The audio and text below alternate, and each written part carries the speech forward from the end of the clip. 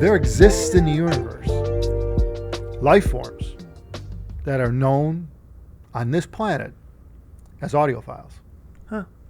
I heard about those. Yeah. And these people are special. Very special. And I mean, some people call them crazy or, whatever, because of the things they do to get their audio and their systems and their sound to get just right for them, right? But it's like, but at the same moment, I think back when I started doing this, and you guys too, when we first started listening to music, whether you're an infant or a toddler, as far back as you could remember, right? And we've all been working on learning how to listen to things.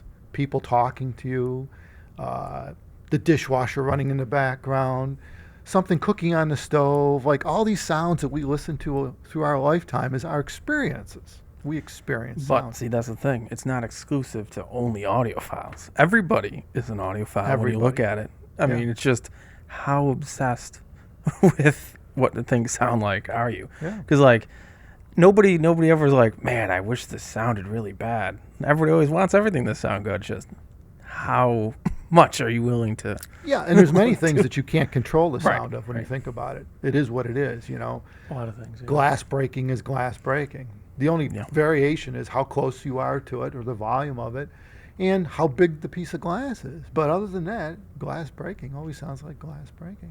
In some spaces, audiophile is almost a dirty term, right? You use it to define the guy that has 3 portable gears taped together or held together with rubber bands or something out in public with gargantuan headphones and thick cables and all this stuff going on.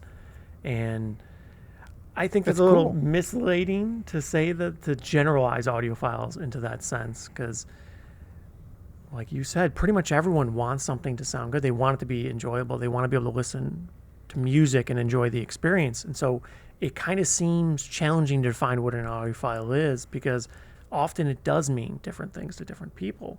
But I find almost everyone wants to have good audio and enjoyable experience. They want to be able to sit down, relax, listen to music however they wish. Sometimes it's speakers, sometimes it's headphones, sometimes it's on the go. You only have time when you're in a train, on a plane, and whatever. It's not even necessarily speakers or headphones or anything. It could be just life in general. Sure. Like people go just to listen to bird song outdoors. They love the outdoors. They like to hear nature, leaves rustling. They're in essence, they're audiophiles too. Well, or the purest form is like going to like an orchestra, right? See, no amplification, right? Real instruments. So in general, because I've been doing this for such a long time, I kind of know the definition of an audiophile because I've been surrounded by them for decades, and I'm one of them.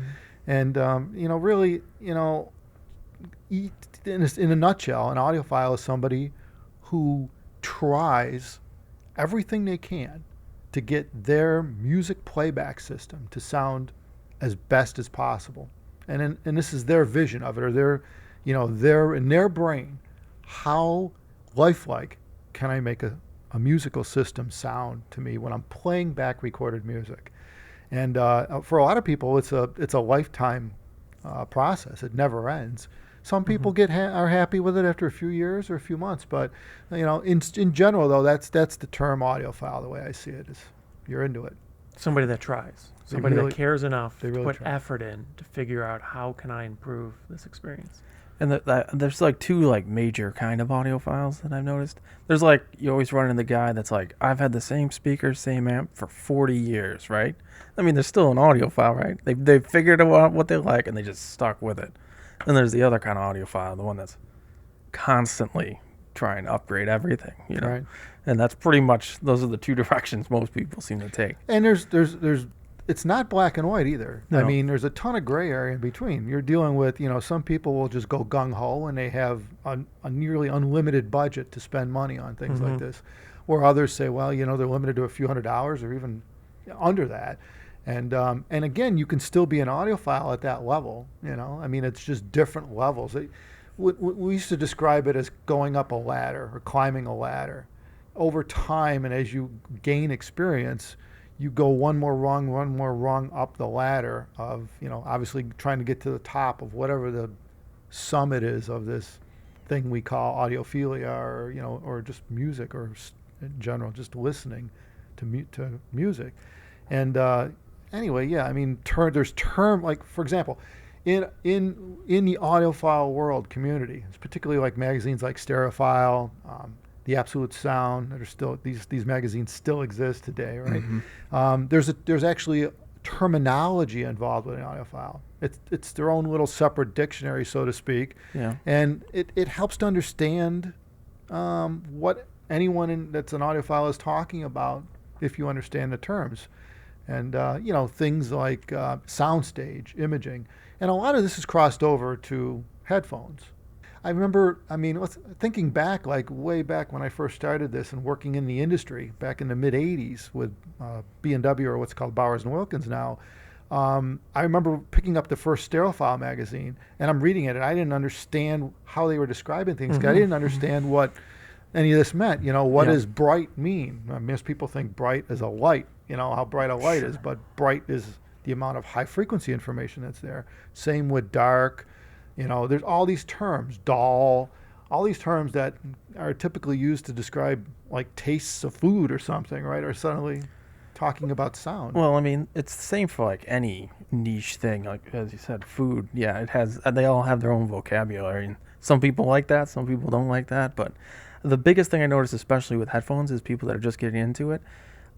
They think they know what the words mean, right? And then until they actually hear what someone else was talking, they're like, "Oh, I finally heard this." You have to triangulate, and on then the you're meaning. like, "Oh, that's what it actually Yeah, means." even when you know the meaning, you could read the meaning of the word, Right. but you don't know it till you experience it. Yeah, it's kind of like reading words and never saying them out loud, and then you mispronounce them. Yeah, you know how to say the sentence, Right. but you don't necessarily know what the context is. Yeah. And that's really a big part of becoming a better audiophile or a better listener in general, even if you don't want to be termed anything at all, is really the experience. How long have you been doing this? How long have you been trying to do a better job of it? One thing I think people often maybe don't always appreciate is most audiophiles have a positive intent with their discussion. They're trying to convey what they think, what they feel, what they're hearing. And it seems too easy for people to make fun of audiophiles for maybe using strange language and sometimes misusing language. Maybe they use it differently than others. But if you approach it assuming this person is trying to actually accurately convey what they're thinking, what they're feeling, what they're hearing, I think oftentimes you could gain a lot of insight into what it is they're experiencing or maybe their experience level. You often hear people talking kind of negatively about audiophiles, the terms used, all these types of factors. And usually it's from people that don't consider themselves to be audiophiles. They say, look at how foolish these people look. But yet, the same thing happens in pretty much any hobby, any industry. You look at cameras, cars, right? Really, you pick almost anything where you have a handful of passionate people. And the terms can get confusing, hard to understand at times. There's certainly a wide range of these terms. And I think maybe people get a little more colorful with audiophile terms than other industries. And unfortunately, plenty of people do misuse them, so it gets confusing because there's examples. There's reasons for that, though, because I've been doing this for so long. And the reason why, you're right, the word colorful kind of works for it. The reason why a lot of the terminology or the terms, or even just when someone writes about trying to describe the sound, it's difficult to do. And the more complex the change, or the more complex the nature of what you're listening to, the less words there are in the English language to describe it without experiencing it, right? It's like, like something being hot or cold. That's very binary. But when you start talking about the levels of heat or cold, or how that temperature feels on a particular part of your body, that's an experience. It's totally different. It's just like vision or any of our senses, or smell. You think about smell. There's pungent smells, but how do you describe pungent without smelling it? And that's the problem. You have everything's lumped into one word or a few words in the English vocabulary, but unfortunately, it doesn't describe the variation of pungent. The variations it's the same with hearing. And I think there's a lot of overlap, as you said, with like photography and audio. There's a lot of people that are into both, and they both have the same problem. because you can't be like, oh, this is a good looking picture. It's like, okay, what makes it good looking? And then you got to go into like, you got to pick out a this, particular element. Yeah. And you got to know the terminology there. And all Yeah, that. and there's a lot of words to describe something that seems so simple. Why is it so good looking? Why does this sound better than something else? Right. It's very. I mean, that gets complicated, right? And and then so how do you say that in a way that people might catch on?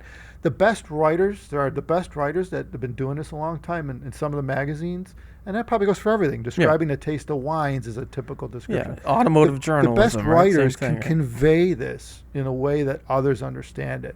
You know, they tend to use human experiences with verbiage that describes other experiences to you give equate you it to something that everybody already experienced. Yeah, right, because it's difficult. Right. So you can see why there's verbiage and all this stuff that needs to be learned or understood before you can really get a gist of what somebody who's more experienced is talking about. And I've experienced this with photography, and I'll show two pictures. You know, it's like, oh, I took this one with my phone, then used a real camera. On this one, it's like, initially people are like, oh, that looks the same, right? And then you're like, well, actually, if you look at this and look at this and look, and the same thing goes with the audio. People are like, yeah, they don't sound that different. And then you're like, all right, but then pay attention to this, pay attention to this, and then most people get it pretty quick. They're like, oh yeah, but initially they didn't think there was any difference. Well, that's part of the experience, you know, and experience varies from person to person. I found, like, over time, some people do get it quickly. Maybe they have a background in music or something that, you know, as they grew up when they were younger.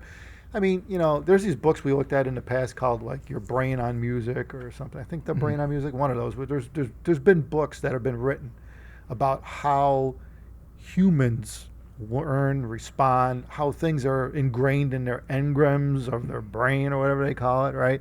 And these things begin at a very young age. I mean, you know, some people say in the womb of your mother, right? Yeah. And you can literally learn how musical notes and things should sound at an extremely young age. That carries with you forever. That is true, though, because, like, a thing that we've noticed, like, talking to artists that aren't audiophiles but they make music, they usually get it quicker because they have experience with, obviously, real instruments. They have reference. Yeah, right. But they may not be into the reproduction side, but they're into the making side, and they go hand in hand, you know? Right. So they have experience with what it should sound like, and when it sounds closer to that, they like it. Yeah, and I love it, like, when we get musicians or anyone that's composing or mastering or mixing, when they use our headphones, and now we're on common ground because we know exactly what our headphones are doing because we designed the damn thing, right? Mm-hmm. And then now they're talking to us about their experience with using it in a different realm or a different way, or the way they perceive it when they're recording music. Yeah. And the overlap is exact. I mean, there's no, you know, ambiguity. It's the same. And I think that's, you know, just tighten this down into a headphone topic. That's the beauty of using headphones on both the professional side and the playback side, right? Because we have a common, where speakers in rooms vary wildly, right? Yeah. With a pair of headphones, other than your ears and your head shape, pretty much the source and the room are the same. And there's nothing you can do about your ears. No, you know, and that's okay. And you can't, no matter what, we're all different in that respect. Yeah. But the point is that think about the variables that have been eliminated. Yeah. Particularly if you're using the exact same systems and headphones. You know, it's very easy to communicate. Yeah. What we're hearing as audiophiles, or what anyone hears, versus what they're recording and mixing and mastering. And there are those many artists that do pay a lot of attention. And we're go back to the 70s, 80s, 90s. Oh, you know, you're playing some of my old vinyl that I've had for decades, and you're like, you just put through on Ozzy, right? Mm-hmm. What'd you tell me? It was better than I thought it was going to sound. Yeah, right, right. These are original albums. Right. When they came out. I bought them when they came out. Yeah. And you know, rest in peace, Ozzy. Yeah. Great artist. But you know, and you wouldn't think listening to that kind of stuff really necessarily that would be up to audiophile standards, but I mean, that's the thing. It usually isn't. Yeah. But a lot of times it isn't. Maybe we just lucked out. But you know, yeah, but you know, again, you know, these people and the people around that surrounded them were passionate about the sound. But then you got the next level of literally people that are specifically making music for audiophiles, not just like passionate about it. They're like, Well, we they know key what in this is on- going to be used for. Yeah, now you're dealing more with probably people who key in more on the equipment, the Yeah. level of equipment, and how it's more of an art at that point. It really is. Yeah. It's really about Well, I knowing guess how all to use music the is, gear. is an art, right? Yeah, it's a What's- complete art form. Yeah, the mastering side of it and getting it the way to sound a certain way is certainly an art form, you know. And but yeah, bottom line is that's it, you know, and it's same with the playback side. I mean, audiophiles are really, you know, artsy in nature. They're when you think about it, they're appreciating their sense of hearing. Well, most people will come out and right away say, I'm not good at describing this because it's hard. It's like describing an emotion, right? There's that Star Trek Next Generation episode where it's like, what does it feel like to describe anger, right? It's Yeah, like, right. how do you, I get angry, right? Yeah. It's like, I get mad. It's like, can you describe it without using the word angry? But if you come at it assuming positive intent, assuming this person is trying to accurately convey, I think you could get a lot closer on the conversation. Because what I see happening far too often is people they oftentimes kind of poke fun at people that maybe don't say quite the right words in quite the right way, or they poke out some issue with their communication where they maybe are irregular, so they use a term improperly or something like that. And it's easy to find these things where on occasion people maybe don't say quite the right thing, but their intent was right. And then it kind of sort of clouds the whole section of audiophiles in general. Try to put yourself in that position where you're literally trying to describe what you heard to somebody for the first time, Mm-hmm. but you don't know how to describe it. Yep. What's the diameter? What size of it? What do you mean by soft feel? Is it a large knob, a small knob? There's no definition. So to an engineer, that type of description sounds vague. You can't do it, right? But now if you show the engineer, you're literally touching it, feeling it, seeing it. It's a whole different experience. And it's and then the engineer goes, oh, okay, now I got it. So now you can take it and convert that to numbers and design. I was thinking about this in a review the other day, and here we are. It's an automotive one, but people been using the same words to describe cars forever, right? You could read a review from Motor Trend from the '60s, and they were using the same words. Is that right? And but the thing that always came across and that you watch now for an old review is they would say, "Oh, this is so fast," right? But the thing is, compared to like modern stuff, it's like slow, right? So they're using the same word, but their experience was completely different to what you would have today. Yeah. But you're right. Compared to today, Right. Even though you're using the same equipment's words. different, Right. but the experiences are still the same. Well, and, relative, yeah. they're still the same. So this whole thing is all about enjoying life, having fun. This is fun. Mm-hmm. This is all fun. The gear people buy to play with are toys that they enjoy. They appreciate life more because of their music. It's about how good you can be. Mm-hmm. And the tools you're given are your limitations, aside from obviously your body and your skill set. Yeah. But I mean, with a lot of things, it's about the tools. It's about it's about the things you have. When you race car driving, it's about your car. Without the car, there is no race, right? So, okay, drivers would say without a driver, there's no race. But true. Without the car, and look at the tech they throw in the cars just to get you to go an extra 100th of a second around the lap. That's the equivalent of an audiophile. Mm-hmm. So this is the fanaticism that life is all about. That brings some people more happiness than others. That's it.